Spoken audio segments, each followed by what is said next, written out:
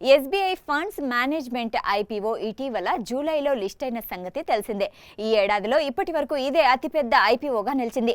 ఇదే మొమెంటం ఆగస్టులోనూ కొనసాగనుంది. దాదాపు 25 కంపెనీలు ఐపీఓ ద్వారా ప్రైమరీ మార్కెట్లోకి వచ్చేందుకు చూస్తున్నాయి.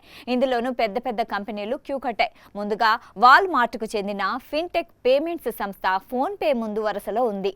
ఐపీఓ ద్వారా 12,000 కోట్ల వరకు నిధుల్ని సమీకరించేందుకు ప్లాన్ చేస్తోంది. ఆ తర్వాత క్విక్ కామర్స్ సంస్థ జెప్టో ఉంది. ఇది 8,010 కోట్ల సమీకరించాలని లక్ష్యంగా పెట్టుకుంది. లాజిస్టిక్స్ ప్లాట్ఫామ్ షిప్ రాకెట్ కూడా 2,342.35 కోట్లు సమీకరించేందుకు ప్లాన్ చేస్తోంది. ఎస్బీఐ ఫండ్స్ ఐపీఓ దాదాపు 9,813 కోట్లను ప్రైమరీ మార్కెట్ ద్వారా సమీకరించింది. తర్వాత మణిపాల్ హెల్త్ ఎంటర్ప్రైజెస్ 9,275.22 కోట్లను సమీకరించేందుకు ప్లాన్ చేయగా సబ్స్క్రిప్షన్ జూలై 29 నుంచి 31 మధ్య ఉండనుంది. ఇది ఆగస్టు 5న స్టాక్ ఎక్స్చేంజ్లో లిస్టింగ్ కానుంది.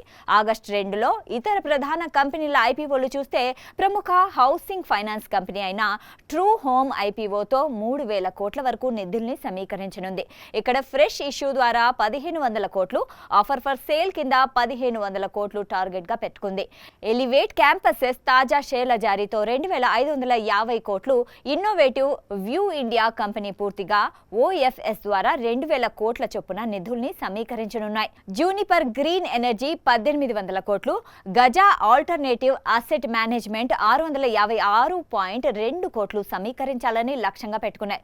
ఇంకా ఆగస్టులో ఇతర ఐపీఓలు చూస్తే RG Industries, Dhoot Transmission, Hitech Engineers, Learn Views Education, ARCIL, Shankesh Jewellers, Priority Jewels, Leap India, Parijat Industries, Skyways, MV Electro System ఉన్నాయి. వీటితో పాటుగా Prism, Horizon Industrial Parks, Varmora Granito, Melbio, Milky Mist Dairy కూడా ఆగస్టులోనే ఐపీఓకి వచ్చే అవకాశాలని పరిశీలిస్తున్నాయి.